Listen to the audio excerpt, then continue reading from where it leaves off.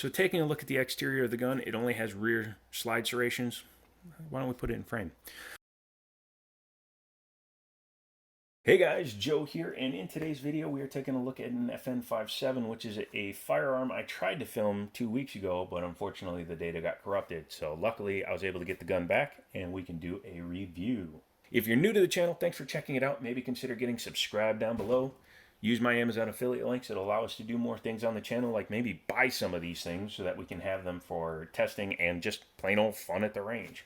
So get subscribed, use some links, all that good jazz, and yeah, you'll help the channel grow. Let's get into this though. This is the FN57. It's kind of a culty classic piece. See it in CSGO and a lot of other video games. It fires an immensely small round going at an insanely fast speed, which makes it a armor penetrator, even though it's basically a 22 caliber bullet. I'll put a picture here of what a 5.7 round looks like. Now there are a couple of different weights. There's a slower weight and then a heavier bullet that goes, well actually it's the other way around. There's a 30 grain bullet that goes super fast, and then there's a 40 grain bullet. The only real competitor in terms of speed in this size of a round would be the 22 TCM that Rock Island, actually Armscore, which owns Rock Island, pioneered in as a proprietary round. They both go about 2,000 feet per second. However, this probably has a little bit more penetration power because of the shape of the bullet. I'll put up a comparison of those two rounds as well. Before we get going, let's go ahead and safety check this thing. To do that, just bring it back, lock the slide open. You're going to physically put your finger in there just to make sure. Safety is very important. Number one, keep your finger out of the trigger guard unless you're going to use a firearm. Number two, point in a safe direction. And number three, just check the gun a lot. It's a lot easier than making a fatal or manslaughtery mistake. This gun is a polymer frame with a steel barrel that also has a polymer coating on top of it. It's kind of cool the way they did it, and we'll take a look at it when the top comes off. This is one of the few FN pistols that I've seen that does not have an ambi slide lock slide release. I think that's just because of the design of the pistol. Again, interesting, and we'll take a look at it when we get inside of it. This is set up with suppressor height sights, and I think there's an adapter that's necessary to run a suppressor on this, but we'll take a look at it when we open it up because the front of the barrel is flush, but I think there was threading on it. Don't quote me on that until we open it up, okay? On this side, you have your mag release, your slide lock slide release, your safety, and your takedown lever. And again, like I said, it's one of the few that is not fully ambidextrous. The mag release is reversible, but there's no slide lock up here, but your safety is there. And originally, it was one of the weird features that I saw in here that I really didn't care for originally, but the more I look at the pistol, the more I actually find it's easy to use. As a person who shoots both left and right-handed, ambidextrous, it is nice to have controls that are easy to use either hand. This particular gun has a magazine disconnect, so in order to pull the trigger, you do have to have a magazine in it. And when you do, you'll see that the trigger pull is not bad at all. So it's just a little bit to the wall and then boom. Not much pressure required at all. It's probably 5 1/4. The reset on the pistol is very short. Right there, you can hear it. You can almost feel it. I think if you were wearing gloves, you probably wouldn't be able to feel it, but you can hear it pretty easily. And then you just go right into the next shot. It's a single action only.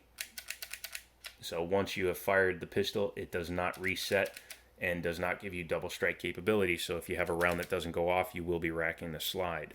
So taking a look at the exterior, you see it has rear slide serrations, but no front slide serrations. That's no big deal. It also has kind of a neat thing that's molded into it, are these little bit of finger grabby things, just extra molding on the plastic that allow you to grab it, especially if it's wet or if you're wearing gloves or anything like that, just to grab it. And yeah, you're not going to let go of that on accident. Taking a look at the sights, again, they're suppressor ready sights, so they're taller than standard, but it's still very easy to pick up a picture. There you go. The rear is adjustable, both windage and elevation, so that's nice to have. The controls are very easy to get to. The slide lock slide release is almost in the position of a 1911 safety, so it is convenient to have there, and the slide drops super easy. The only downside is for a shooter like me, my finger naturally wants to rest there because, like on a 1911, such as this one, when I'm shooting a 1911, I usually rest my finger on top of the safety. The safety on this firearm is right here. It's the only safety that's not a drop safety on the gun, so keep that in mind. However, it's super easy to manipulate. I thought it was weird that they put it here in front of the slide lock slide release, but the more I handle the firearm, the easier it seems to be, like I said earlier. So if you're actually holding the gun in your standard position, you can see that you can rest your finger right on there. And if you have it in safe, when you draw out of your holster, you can just go like that and come right down to the trigger.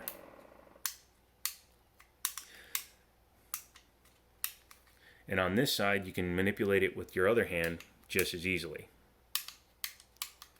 So you have your go pedal, boom. And again, very easy to use. It is definite, you can hear it click, but it's not super stiff, which allows you to use a weaker finger to manipulate it. Being a polymer gun, you can do pretty much whatever you want with the stippling on them. They went with a mildly aggressive style, so you're not going to lose this thing. It will take some skin off if you pull it too hard, I will admit that. In the front here, you have a 1913 style Picatinny rail, so you can mount your lights, lasers, what have you. A little bit of checkering on the front of the trigger guard in case, like me, when I'm going fast, I tend to put this finger up there. Don't know why, it's just naturally where my finger rests when I'm going fast. These are available in both 20 and 10 round magazines, as well as a 30 round magazine, I believe. But this one has two 20s and two 10s with it, being that it's a used piece on consignment at Liberty Arms. So Google that, Harrisonburg, Virginia, or if somebody wants to leave the information in the comments, I'll approve it and pin it. But this one has two 20 rounders and two 10 rounders standard with it. That's a lot of roundage to carry. It's actually, in the state of Virginia, the maximum number of rounds you're allowed to carry in a pistol. What I want to do now is take it apart so I can show you exactly how simple this futuristic pistol actually looks. Before we do that, obviously, take 1 whole second, guys, and open it up and double check again. 1 second can save you a world of hurt.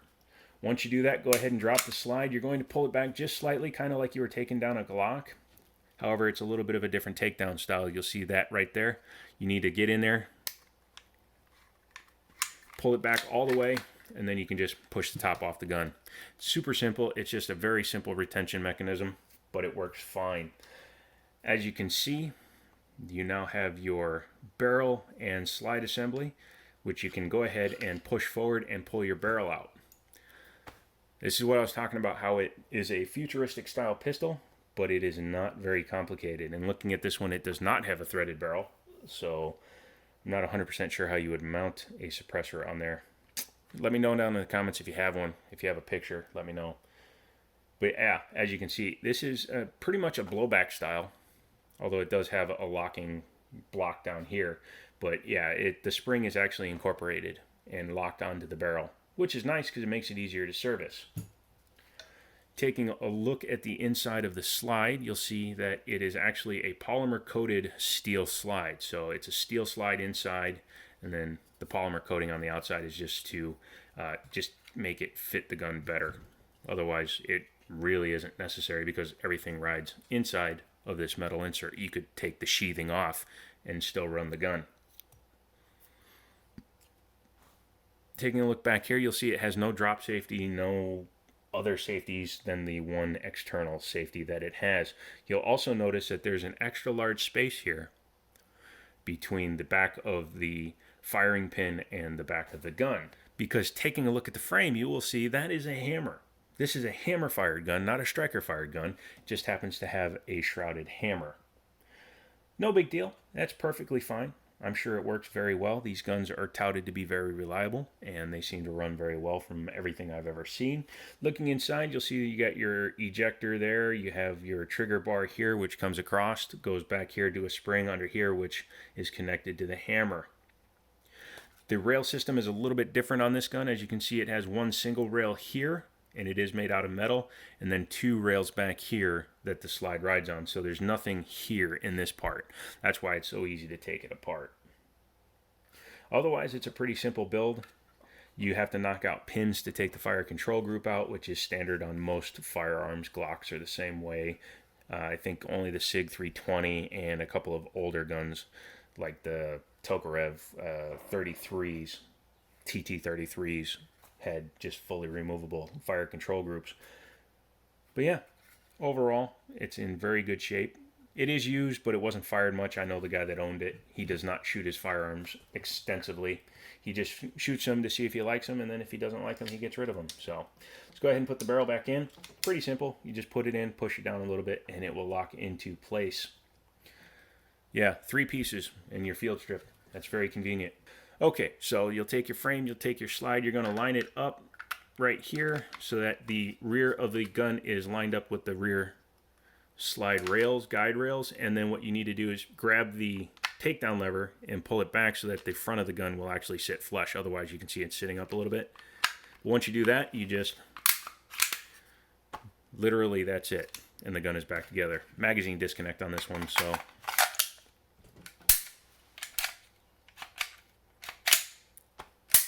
but we're back together and functioning. So that's the FN pistol. The only downside to the gun that I see is that it's got a magazine disconnect, but that's just a personal thing.